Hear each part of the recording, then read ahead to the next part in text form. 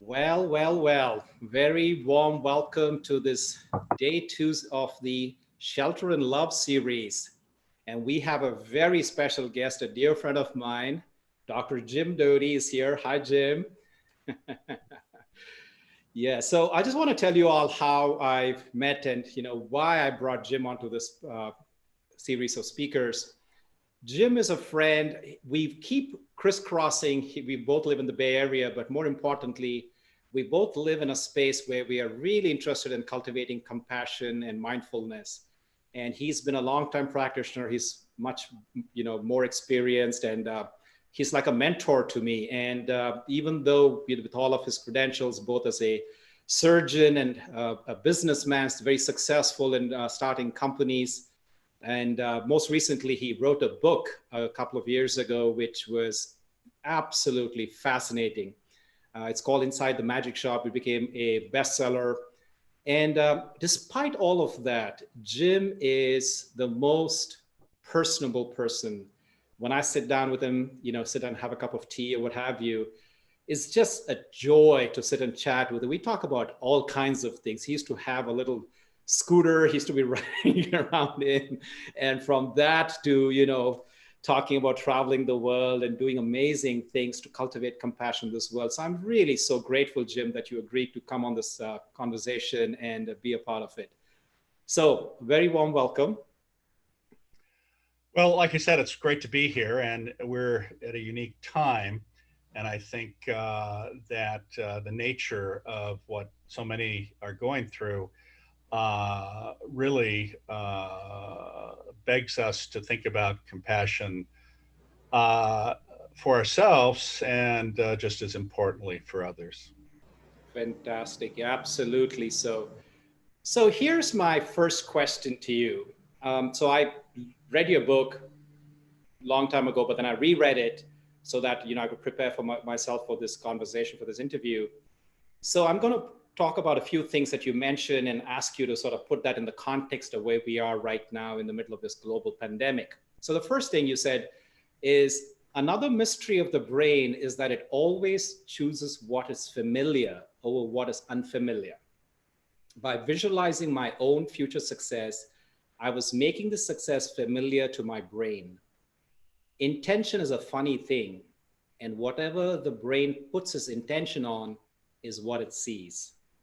I mean, that absolutely so accurate and powerful. Now, in the midst of this pandemic, in the midst of this shutdown, we're all in shelter at home, wherever we are joining from around the world. Is there something that we should be putting our intention on? Because you see, not all these people who are going to be watching this, I mean, there's a lot of people out there who are not going to be watching, but even for the people who are here, intention setting and how to see what is important, what is the message here is not obvious. Can you talk about that a little bit, please? Well, I think there are a couple aspects to your question and that quote. By the nature of our evolution as a species, we are attuned to things that potentially put our safety at risk. And certainly for many people, in fact, if not all people, this pandemic that is affecting the entire world has actually stimulated that part of us associated with fear. And it's fear about the unknown. And that's one of the most unsettling things for so many people. Now, of course, the reality is that everything is unknown on some level, and we cannot control the future as this pandemic is demonstrating to us. That being said, the thing that is most detrimental to us is actually fear itself. Because when you're fearful, it starts having not only very negative consequences in terms of your brain and how you process information, but also very negative consequences in regard to your physiologic health. And so when you are fearful, this is your flight or fight or freeze mechanism being engaged, or your sympathetic nervous system. then you short circuit to survival mode. And it's in this mode that you do not see clearly, and where you are susceptible to further negative narratives, where you're susceptible, if you will, to tribalism and survival. And while in certain circumstances, especially if you think of our survival on the savannah in Africa millennia ago, that was important. But at this point in time, it often results in negative consequences. And you mentioned intention. And what many people don't appreciate is that within them is incredible power. And oftentimes we negate that power and create narratives that say it's not possible, I'm not good enough, etc. And when you focus on fear, that even makes that worse. Intention, though, allows you to visualize or see other possibilities. And those other possibilities allow you to escape that prison of fear you've created. So when you're able to put into your subconscious a different intention and not the easiest path to go to, which often is our default mode, then other possibilities open up. And when you're able to get out of that fear mode, because what many of us fixate on oftentimes, especially now, is the future is uncertain. I have a sense of hopelessness. I'm not being useful. How could I be useful? I define myself by my job. And then the other aspects of this are that you are in a situation which is no longer your routine. And routine actually gives stability for many people. So I think it's the disruption of so many of these things, and the fact that, of course, for many, they're in very close proximity, that allows one to be overcome by fear. But there are solutions. And what I would suggest is, and it's interesting because I have an 11-year-old son, and he actually is probably wiser than many of us. But what he said to my wife was, he said, Mama, you keep trying to avoid this and escape from this, and you're so scared. The reality is that this is our reality. You have to accept it. And once you accept it, then you're more able to deal with it. And this is one of the challenges for people, is they keep denying to themselves, if you will, that this is our present reality. And they keep hoping for something different, and there is nothing different at this moment. So when you're able to accept this reality and this new environment, then you're much more able to cope with it. And I think that's a very important aspect of this. Fabulous. Very, very beautiful, quote from your wise son. I think that puts it into perspective. Thank you. So my next question is about the mind. You mentioned in your book that as busy as it is, it seems to be, it's actually very lazy. And it only sees what it expects to see, is the quote that you had in the book. So tell us about a little bit about how do we talk us about, so being lazy is one thing, but then waking up is, I would say, is probably the antidote. Can you talk to us a little bit about that, the default, laziness and awakening, and what we should be seeing? Well, I think that the nature of the way our brain is constructed is that we don't expend energy unless we need to expend energy. And that's this term laziness, if you will. That being said, of course, there are individuals who are quite disciplined and who are able to overcome that sort of initial inertia. And this is also the nature of habit formation. It's very hard to create habits and stay with them. And so I think that what one has to do is to have this recognition. I think that one of the things that will help us overcome this fear, and if you will, overcome this inertia where we just lay around and we don't want to face the situation because it's uncomfortable. I think there are several things one can do. One is we talked about is acceptance, and acceptance of reality uh, is really critically important. But the other aspect is to understand that one thing that makes us feel safe is routine. And so, regardless of your confinement, if one actually begins a routine, you wake up at a certain time, you have a list of things you want to do, you have a plan, if you will. And what that does is actually, it's an interesting phenomenon because when you don't have a routine, when you don't have things distracting you, then you get into your head. As an example, as you noted, I'm a physician, a neurosurgeon, and patients will come to me and they'll say, geez, why is it at night my pain is so severe? Well, at night, you don't have people talking to you, you don't have people distracting you, you're not engaged in an activity. And we know that the brain receives input, several million different inputs every second, but we're only able to process 50 to 100. So what happens is when you have created a routine where you're engaged, when you're active, then you don't have time to ruminate about, if you will, your own suffering. Now, that's not to negate the fact that you're suffering, but suffering becomes less prominent in your head when you're doing other things. Another thing that's very helpful with that actually is exercise. And when I say exercise, I don't mean you have to go out and run a marathon, but really simply going out, if possible, into nature, just walking around. That in and of itself, because it, one, is distracting, but two, the nature of any type of exercise results in the release of endorphins, which have a tendency to calm you down and feel better. And so those types of things, I think, are very, very important.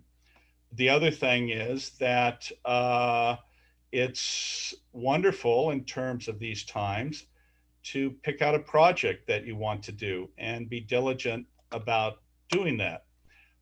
Again, anything that distracts you, if you will, from the fact that maybe you're isolated between four walls. And I think that's really important.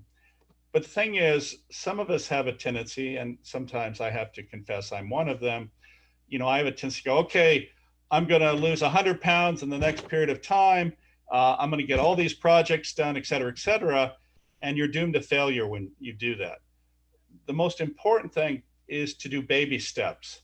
Because if you try to do huge steps right out the gate and you fail, then you're very self critical. And this results only in worsening your fear and anxiety. So being kind to yourself, being compassionate to yourself, being accepting to yourself. You know, some of us in this particular situation now have found that we are impatient, that we may get angry at our children or our spouse, that we're frustrated because we're used to having a sense, not a reality, a sense that we are in control, results in us blowing up or getting angry and frustrated. And yes, we are human beings, and that is reality. You can't beat yourself up for not being uh, perfect or completely enlightened. And in fact, my limited experience so far is I haven't met anyone who is able to control every emotion. And these are individuals who've had years and years of meditation experience. And I've been blessed to have spent a fair amount of time with a number of spiritual and religious leaders around the world. And the more you get to know them, the more you realize they're human beings with their own failings and their own struggles. Now, the challenge for them, of course, is that in that position, it's very hard to show that or to have individuals who see who you really are, because oftentimes people create an image of how they want someone to be, not an image of who they truly are.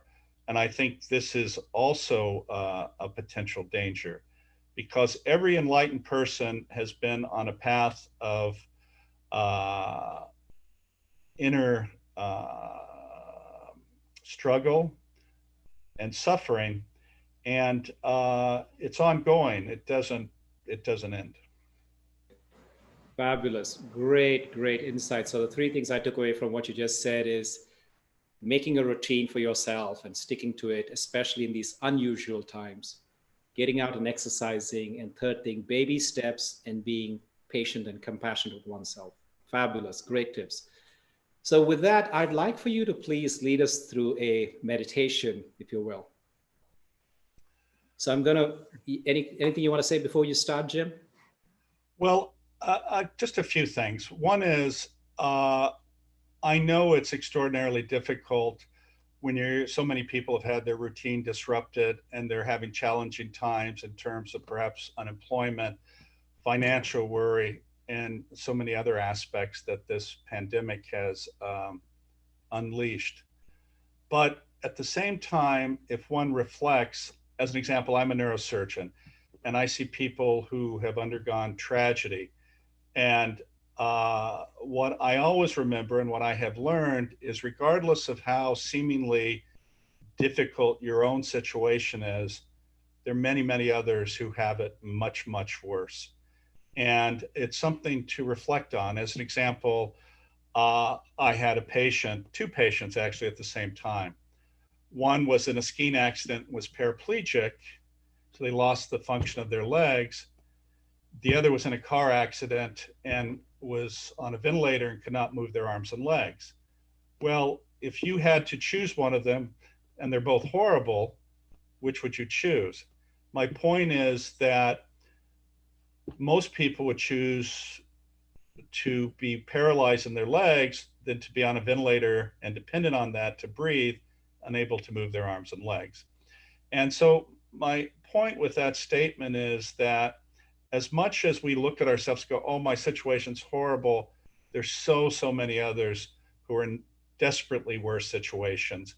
And I think that when one reflects on that and has gratitude for what they have, as small as that may be, I think that is very helpful. And also, a very, very important aspect of this is to understand that one of the other greatest gifts that we have that ameliorates our fear and our anxiety is to be of service to another.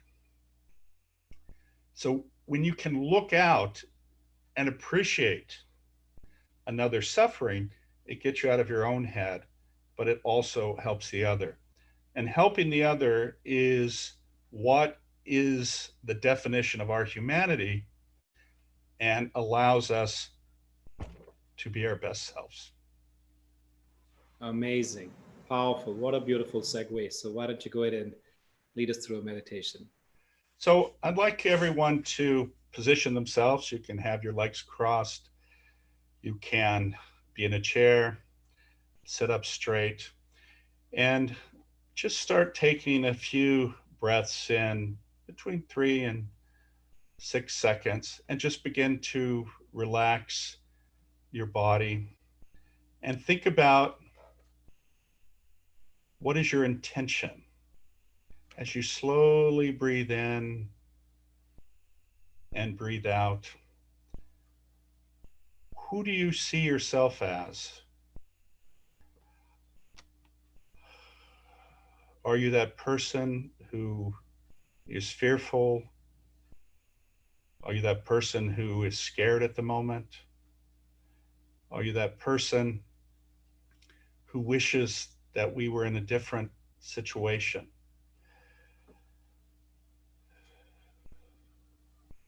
And it's okay to feel that way. It's natural. But you can give yourself a gift as you slowly breathe in and breathe out.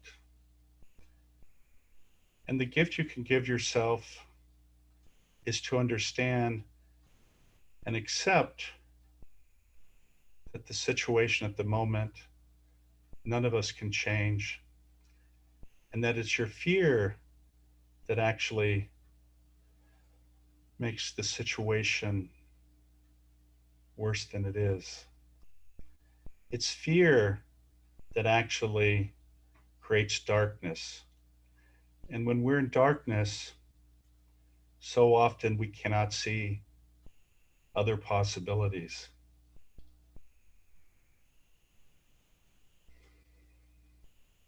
But what has been shown for millennia is that darkness is overcome by love. It is darkness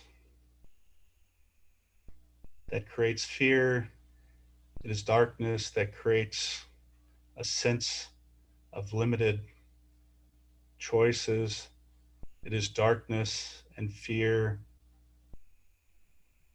that cause those parts of us, ourselves that we don't want to see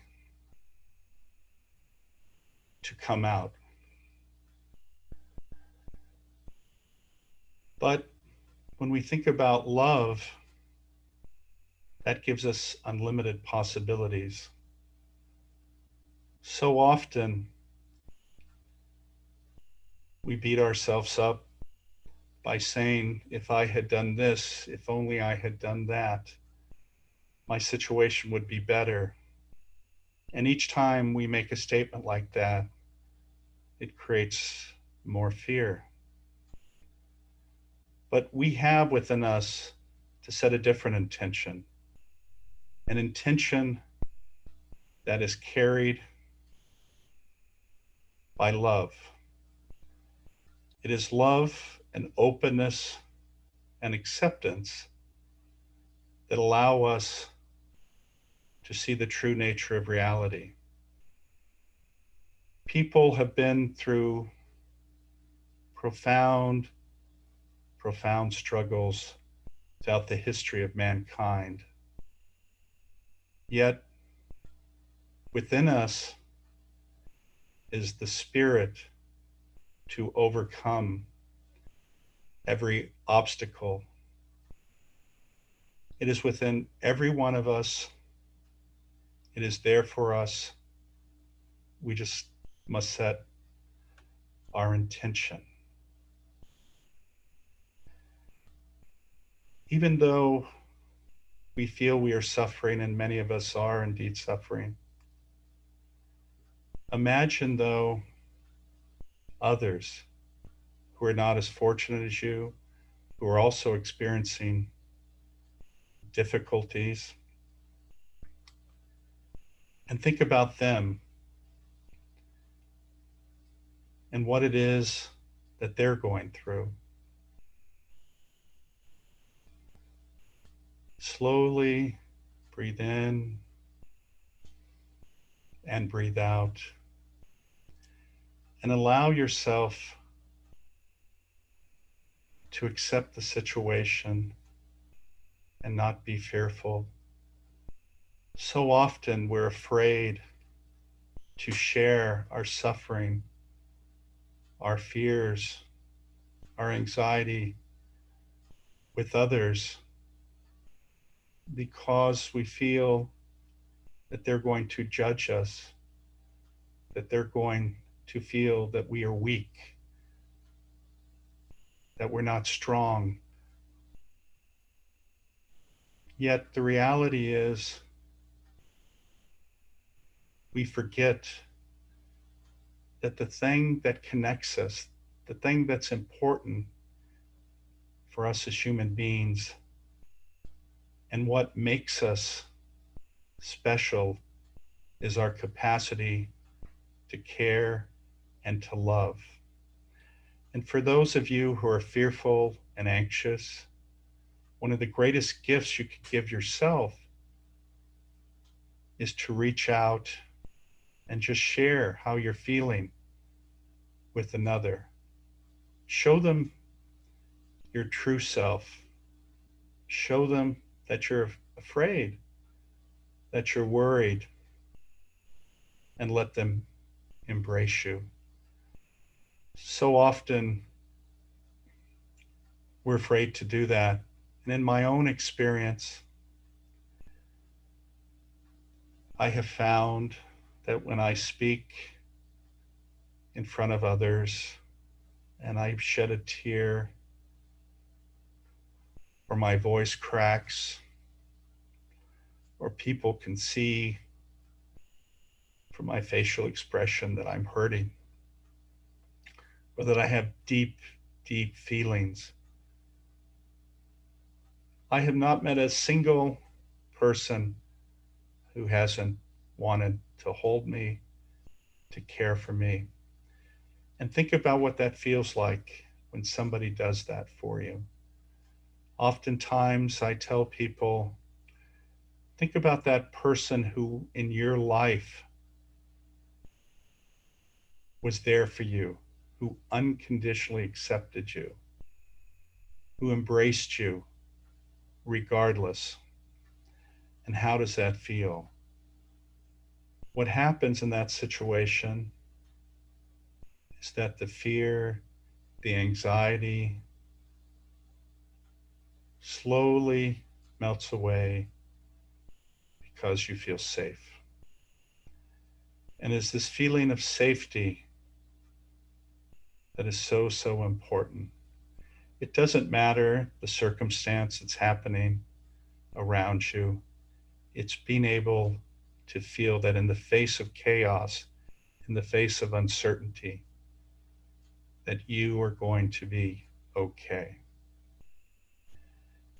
And what each of us forgets because of our own worry, our own rumination sometimes, our own fear, is that there are others who need us to embrace them, to make them feel that it's going to be okay. And this is a gift that each of us has to give to another, to help them with their suffering. And what it allows us to do is to no longer focus on us and how we are hurting or maybe in pain, but makes us realize that by being of service, by connecting with another, it actually helps them, but also helps us. So slowly sit with that feeling of warmth, of feeling safe, and of the possibilities you have within yourself to change your perspective. Because what happens is when you're afraid, when you're anxious,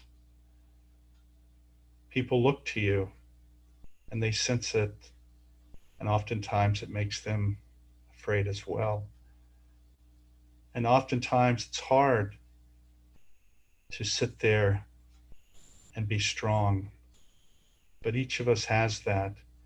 There's a power within us that when you sit there and you're able to see the possibilities, when you're able to set an intention, then suddenly there's power within you to be there for others.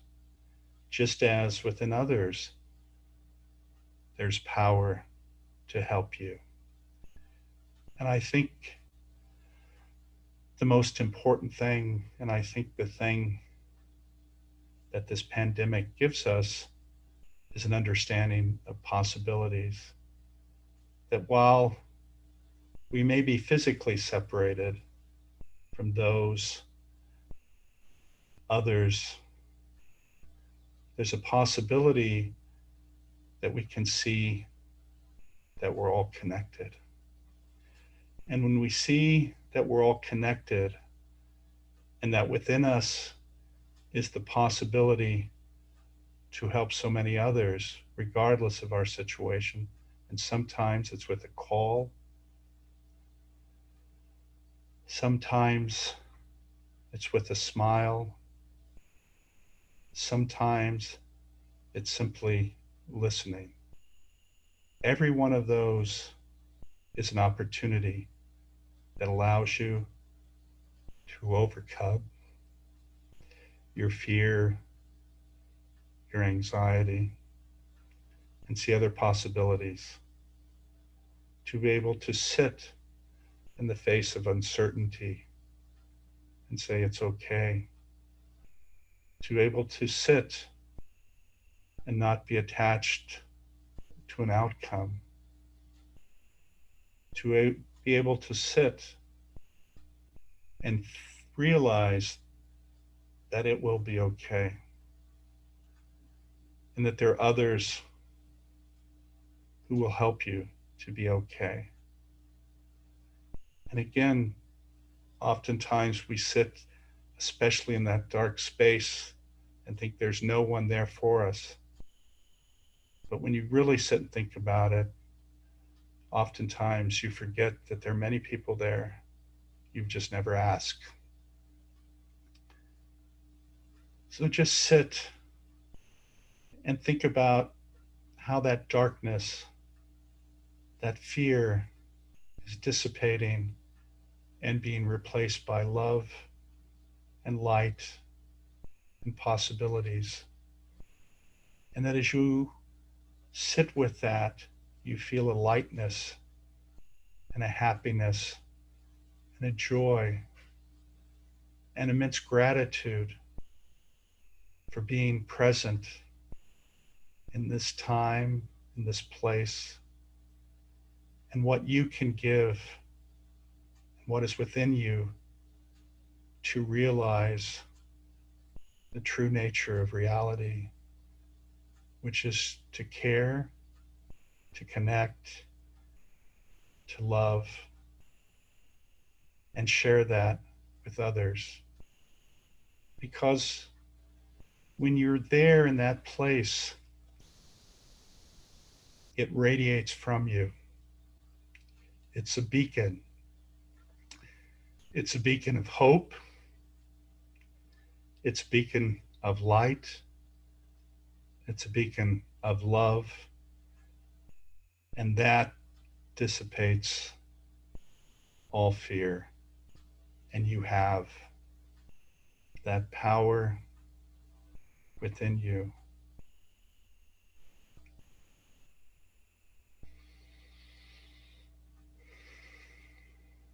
And just sit and feel that warmth, that light, that love, and that connection that is there for you, for everyone around you, for the world.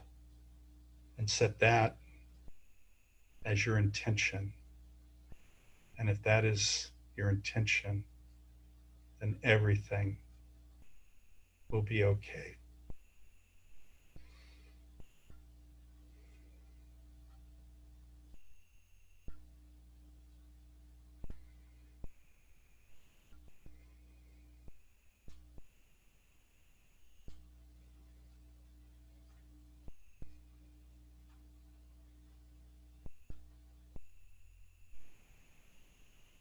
We can slowly open our eyes.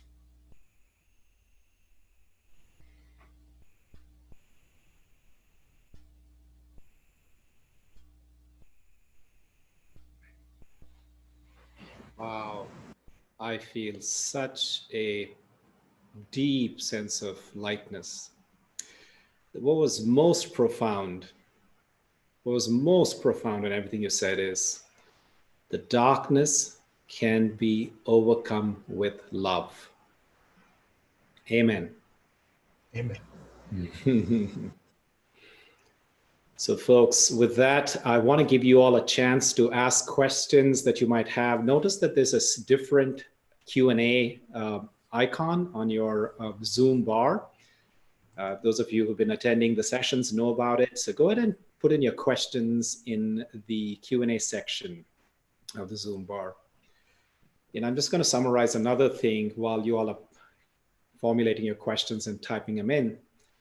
The other thing that I found very profound about this guided experience is that we're all going through something.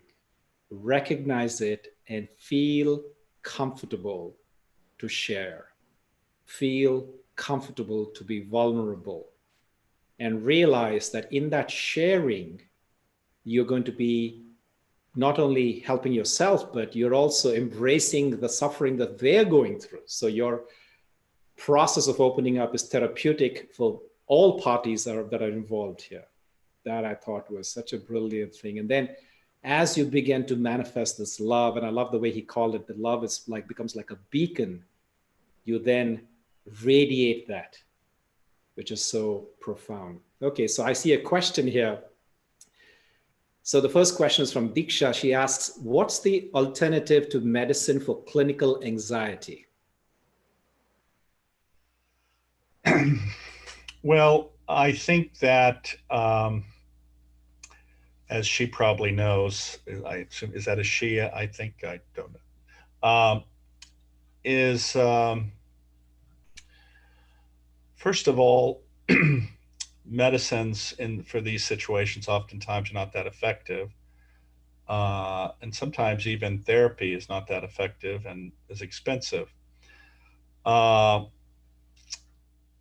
Sharing, I think having a network of people where you can share your anxiety. And one of the things that aggravates anxiety is that you begin ruminating and you are afraid of what others are going to think about you, which makes your anxiety worse. And I think if you have individuals who are supportive of you, who love you, and you can share that, I don't think there's any question that for many people with anxiety, having a meditation practice can help that as well, where you can create calmness within your head, where you can get out of your head and look at others. And as I mentioned earlier, one of the things that happens once you get into your head is you stop hearing any outside noise. And that can be helpful in some situations, but in a person with anxiety, it only exacerbates their anxiety. So participating in activities, getting outside of yourself, sharing, interacting with others will help with that. And certainly many, many individuals I know who have difficulty with anxiety have found different types of meditation extraordinarily beneficial. Fantastic. Now, I got a question while we wait for other things to come up. One of the things that a lot of people that I talk to, especially young people, but are actually true across the board, all ages, is people struggle with finding meaning. And when there is a lack of meaning, what happens is it's hard to put any sort of intention and drive behind, the sense of wanting to, go and, kind of get out of, your rut, whatever it is. And so it's an interesting thing. This thing about meaning is that if one doesn't find it, you think you know what you want. And then guess what? If you put attention to it, you end up getting what you want, but that's not what you really want.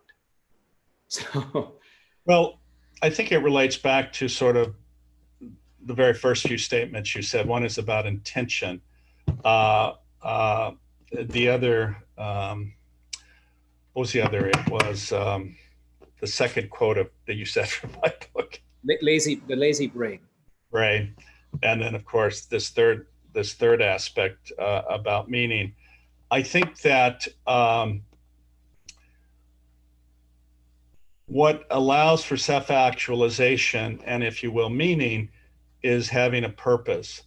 And when you have a purpose and a passion, then that overcomes so many obstacles and allows you to be your best self. But the thing is that especially, I think, young people at times, as an example, they've done surveys and they ask young people, what is it you want to be? And believe it or not, a significant percentage of people want to be internet influencers or web influencers. And what does that mean? That means you want people to look at you as you show off, or you focus on your outside appearance, or you do activities that are not particularly beneficial.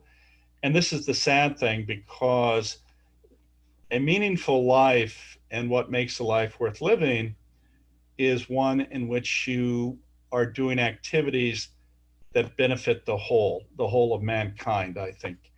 And while, it may seem hard to say, well, I work in a widget factory and I make widgets all day, and how could that have meaning? The meaning it has is that it provides stability, it provides income, it allows you to live and help your family, raise your children, and contribute in that way. Not everyone is going to be a Desmond Tutu or a Dalai Lama, and that's a wonderful aspiration. But doing something that overall benefits others is, I think, the most important thing. And I think that elevates you. It creates an intention that benefits others.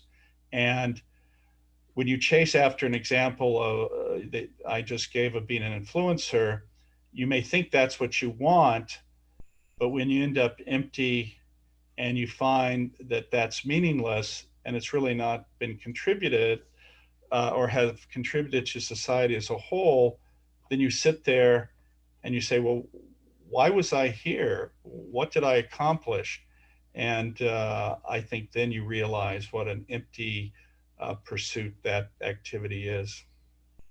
So, Jim, thank you. You mentioned two things that I just want to ask for myself, and I'm sure there's many other people listening who are going to have the same question. You mentioned purpose, and then there's meaning. Would you differentiate the two words for us, please?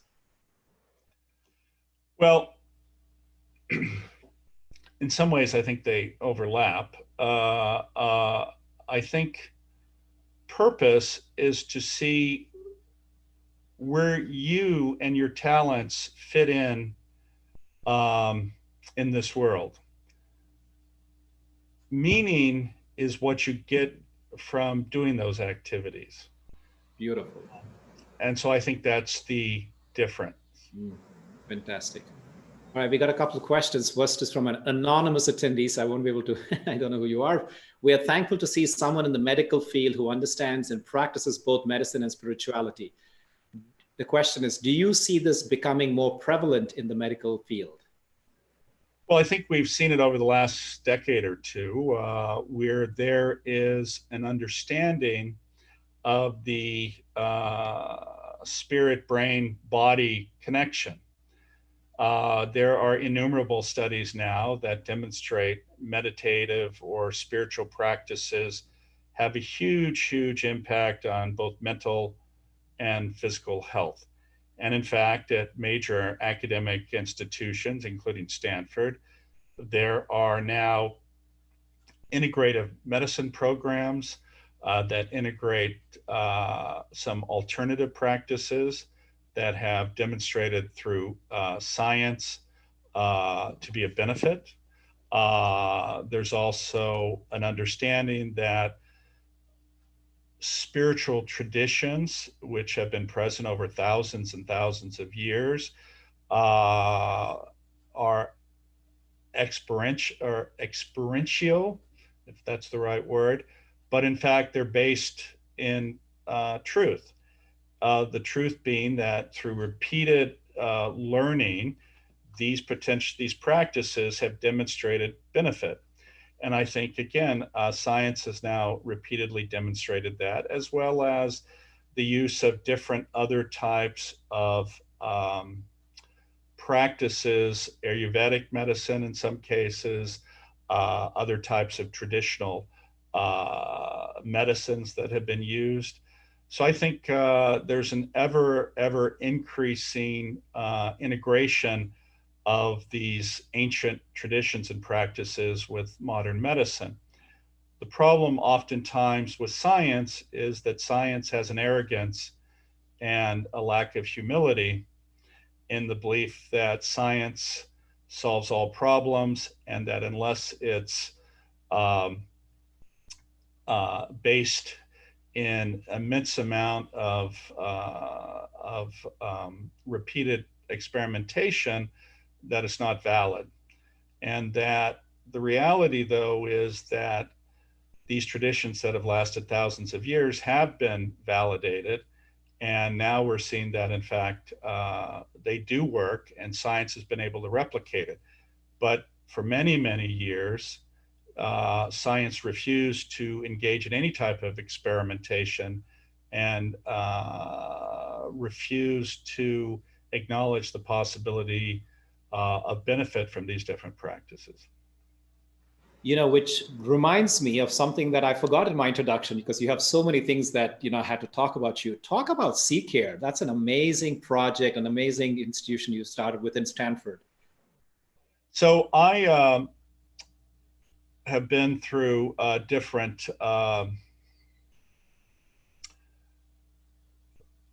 parts of my path, of which hopefully I've learned. But one aspect is that I came to a point where I understood, again, from experience, the power of compassion and caring and how it affected me and my life. And you can find that story in my book, which you were kind enough to mention, Into the Magic Shop, which actually is now, I think, in 41 languages. But what I mean by that is that at some point, I realized that while I felt the importance of compassion, and seemingly it was validated in a variety of my observations and experiences, I wanted to study it on a more scientific level. And interestingly enough, when I had left Stanford and returned again, I actually connected with psychologists and neuroscientists and talked about this concept of studying compassion more diligently and from a scientific perspective. And I talked earlier about the arrogance of medicine, and it's also true of science. My colleagues at that time were quite dismissive of this effort and poo-pooed it, actually. Now, the good thing was I was funding the research, and which gets people's attention. And we began some experimentation. We got this group of people together on a monthly basis who would talk about this and look at prior literature, what little there was. And once we did some of these experiments and looked at this literature, it was evident that there really was a there. And then we demonstrated this, and ultimately a book was published about 2 or 3 years ago called the Oxford Handbook of Compassion Science, which is this academic textbook of which I'm the senior editor, that put together all the literature, which is extraordinary and in so many domains, about the power of compassion to have a profound effect on your brain state and your physiology. In fact, when you are compassionate, when you care for others, it actually stimulates your reward and pleasure centers. And in fact, studies have shown that, as an example, if individuals are given a certain amount of money and you're monitoring these different brain areas, when they keep the money, there is some increased metabolism in their reward centers, but actually there's dramatically more when they give it away.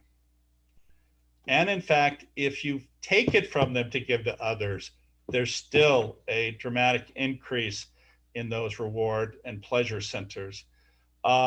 So now, when I started this center at Stanford in the School of Medicine, there was just us.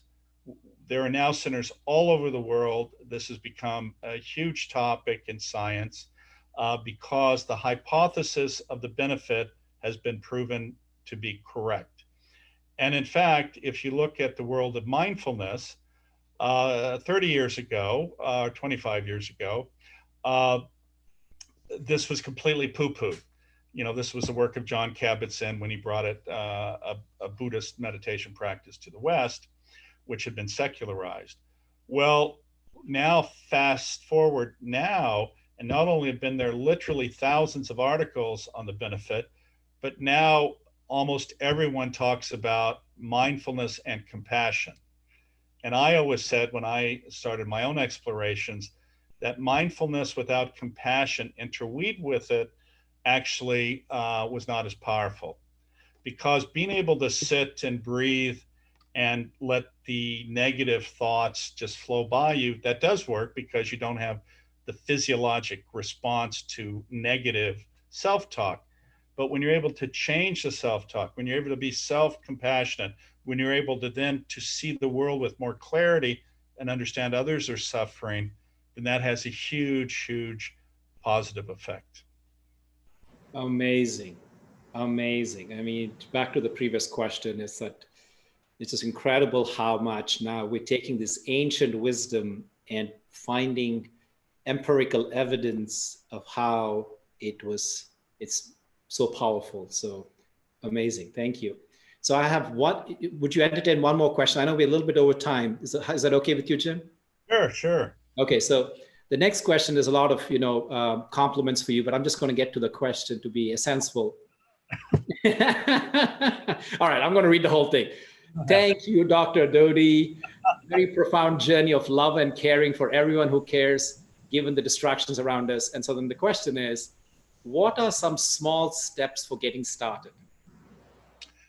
Well, I think that's a good point. And I think the statement about small steps, none of us can be Mother Teresa in one day. But what we can do in one day is to think about the other and understand their suffering. Oftentimes we look at people who seemingly have their act together, who, at least by society's standards, are successful, but just under the surface, there's an immense amount of suffering. And not only by people who are in lower socioeconomic classes, which there's a tendency to say, oh, those are the people who are suffering, but actually the reality is some of the most successful by society standards, financially secure people are incredibly suffering in immense pain. And little steps such as, again, offering a smile, saying, how are you, with the true intention of sitting and listening. And that's the difference, is to take the time to actually listen to people. Because what I have found is if you take the time to listen, people all have extraordinary stories that you can learn from. But the mere act of listening helps them overcome their own suffering. And if you have a moment, I'll tell you a quick story. And I may have shared this with you in the past, but when I was in college, I used to work in a liquor store. And there was a fellow who would come in, and often disheveled, who would buy a quart of vodka every day. And being arrogant and unenlightened in any way, I was very dismissive of him. And in fact, to be honest, I made fun of him sometimes. And, this fed my own ego in a, unfortunately, unhealthy sort of way. And one time I did this to him because, you see, I dismissed him as nothing. And he confronted me one day. And he told me, what right did I have to criticize him? And I knew nothing about him. And of course, he was 100% correct. And it was especially poignant because my father was an alcoholic. So when he called me on this, I suddenly stopped. And of course, I felt horrible. But then he shared his own story. And it was a story that he actually had been a university professor. he had lost his wife due to cancer. And then his daughter, his only child, was killed in a tragic accident. So the stability that he had, the thing that made life living for him, was suddenly taken away.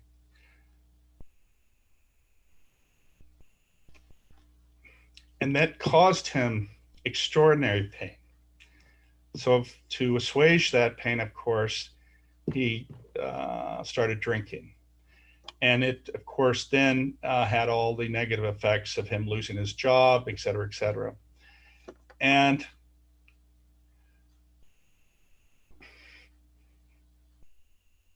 his story was so powerful to me, it took me on a deep reflection and also made me look as to why I said what I said to him. And it made me see things about myself that I did not want to see. Interestingly, though, he and I started talking more, and he would still come in every day, but we had a completely different interaction. I was sympathetic to him. I would ask him questions. He taught me an immense amount, and over many months, the amount of alcohol he would buy started decreasing. So it went from these quarts, to a liter or the half quart, to a pint, to finally these little airplane bottles you get. And then finally, he stopped buying it all. And as this progressed over these months, this disheveled appearance changed from where he would come in with a sport coat on and slacks. His hair would be cut. He would be shaved.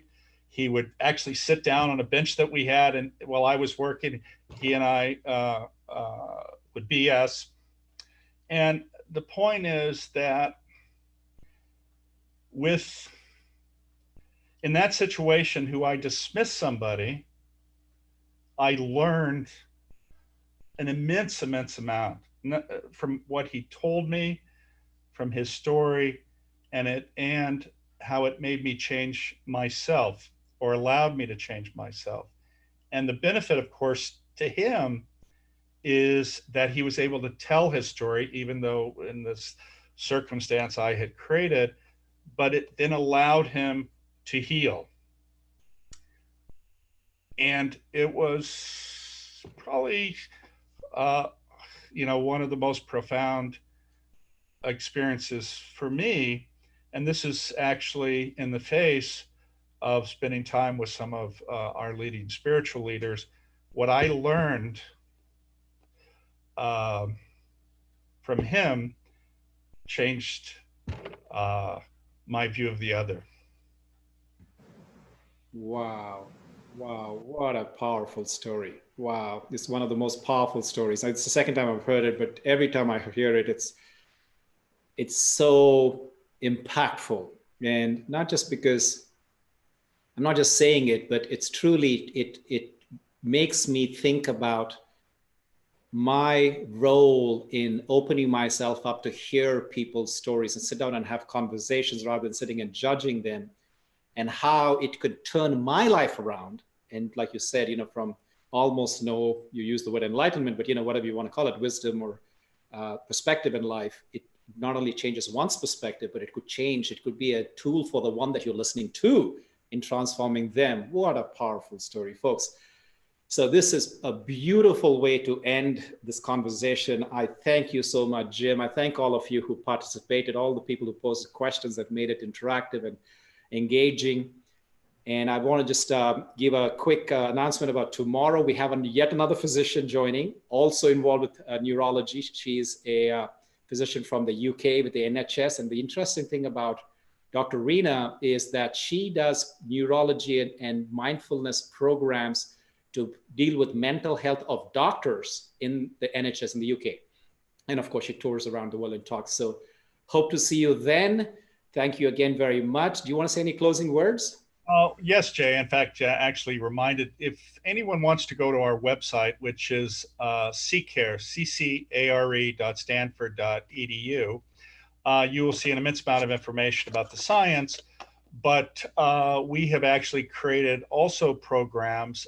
One is called a compassion cultivation training program, which actually deals with issues of stress, anxiety, and how, and I alluded to mindfulness combined with self-compassion, compassion, which is what that program is, has been incredibly powerful. It's been studied and it's offered to everyone.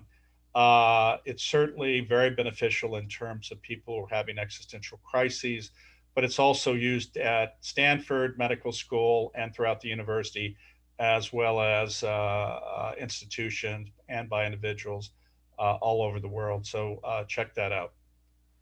Excellent. And, I'm going to post that link. So if you don't remember, if you didn't catch that website, I'm going to post it below the video. So stay tuned for more. And until we meet again, thank you very much. Be well.